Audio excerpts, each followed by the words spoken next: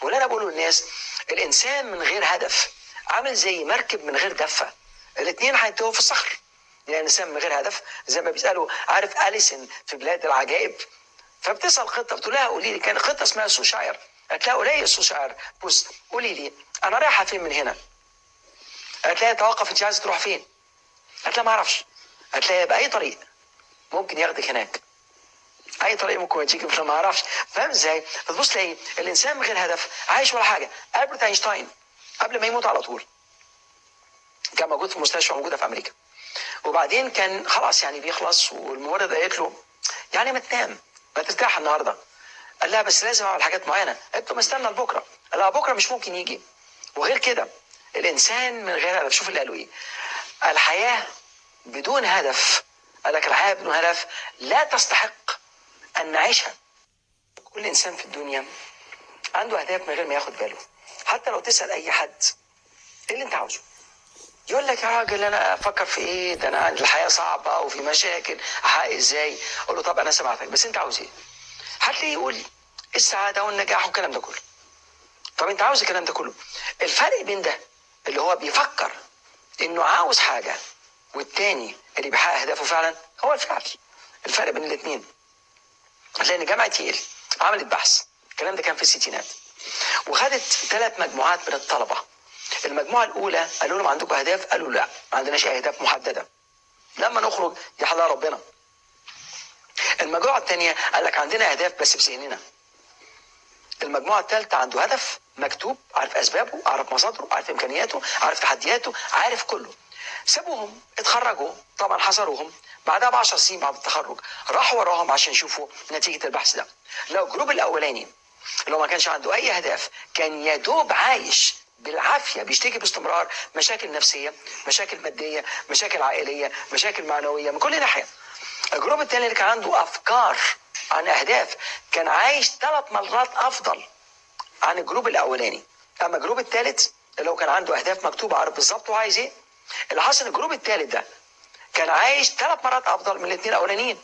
قال لك طب يعني الفرق بين الاثنين ايه؟ قال لك ان تكون انت بالظبط عارف انت رايح فين. وانا بقول للناس باستمرار، الحياه بدون هدف ليس لها معنى ولا طعم. والهدف اللي ما حققناهوش يعني يوصلنا لمشاكل نفسيه، لان انا بعمل اهداف ليه؟ عشان احطها في الفعل عشان احققها. فتبص تلاقي الاهداف من غير هدف الانسان يعيش مالوش معنى. طالما معيش معنى في الحياه انا مش لاقي معنى لحياتي. طالما ما عنديش معنى لحياتي يبقى ممكن اعمل اي حاجه، يعني مفيش هدف واضح يمشيني وراه. ان لما يكون في حركه، الشيخ الشعراوي الله يرحمه في كتابه خواطر قال لك، وعنده كتاب تاني اسمه الله والنفس البشريه، كتب كاملا جدا. قال لك ان الحركه اللي لما ترتبط بالهدف توصل الانسان لسعاده. ان في حركه يعني طاقه ماشيه، وفي نفس الوقت عندك هدف ماشي بيه. لكن لو ما عندكش لا ده ولا ده تعمل ايه؟ ففي حركه، الانسان عنده طاقه لكن ما فيش هدف، يبقى الحركه متجهه لفين؟ متجهه لاي حاجه واي مكان واي حته. يبقى لازم الانسان يفكر انه بالتحديد عاوز ايه. انت عارف لما نقول نفكر، انا بيجي لي كل يوم من 500 لغايه 1000 ايميل كل يوم على كندا. عارف معظم الناس يقول لك دكتور ما عنديش اهداف، وبعدين انت بتمشي معاه شويه شويه كان فيها بعدين، بس يقول لي انا عندي هدف. انت عارف اقول له اكتبه، لان كتابه الهدف 50% من تحقيقه. ايه السبب؟ في نقطه هنا في النص اسمها نقطه التركيز، وبهدفك فانت وانت تكتب الهدف وانت بتكتبه مركز عليه، وانت بتركز عليه المخ يلغي كل حاجه علشان يعمم دي. فبتركز على الهدف، دي بتتنفس، بتفكر، بتحرك جسمك، تعبيرات وجهك. فكتابه الهدف يخليه يتوجد في ادراكك. وانا بقول للناس واحنا محتاجين لاحلام اليقظه، لان من غير الحلم هروح فين؟ حتى شوف الشاعر بيقول لك ايه، كان حلما فخطرا فاحتمالا ثم اصبح حقيقه لا خيالا. يبقى معنى كده الحقيقه بتبدا منين؟ كل اللي احنا ماشيين فيه النهارده، كل اللي احنا بنعمله، الموبايلات، السيارات، كله كانت حلم واحد في يوم من الايام. واحد يقول لك الاحلام دي كلام فارغ. انت من غير حلم ما تقدرش تعيش، تموت. لو مفيش حلم محتاج احلامنا. ممكن تقعد كده وتسرح بافكارك. نفسك طالب عايز يخش كليه الطب، ده حلم. كل واحد فينا عايز يخش الجنه ان شاء الله، ده حلم. كلنا بنفكر بالاسلوب ده. فالنهارده من غير احلامنا ما نقدرش، نتجنن، نتعب.